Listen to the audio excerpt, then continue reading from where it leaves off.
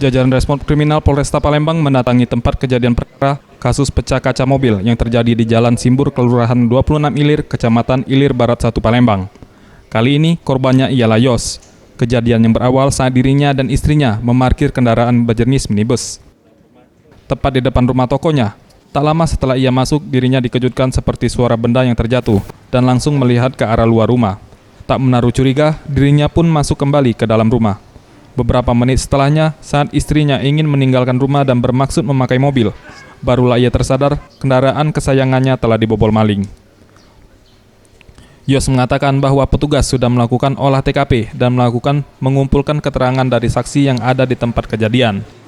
Penyidik juga memeriksa CCTV di sekitar lokasi kejadian yang berada tepat di depan kediaman orang tua Kapolri.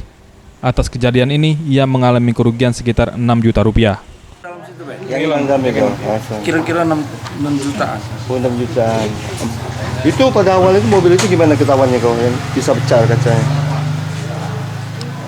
Tadinya kan ada bunyi. Saya pikir pum gitu kan, barang jatuh, saya lihat nggak terpikir mobil. Jadi saya biarin masuk lagi. Toh istri mau pergi, lihat mobil kaca pecah gitu. Isinya apa aja loh? Apanya? Isi yang ada mobil itu. Yang hilang. Satu tas. Berisi kan? Berisi kartu ATM, buku tabungan, duit tunai. Oh, ada uang yang dalam itu. Uang berapa nih? 6 jutaan ya. Tim Liputan Sriwijaya TV.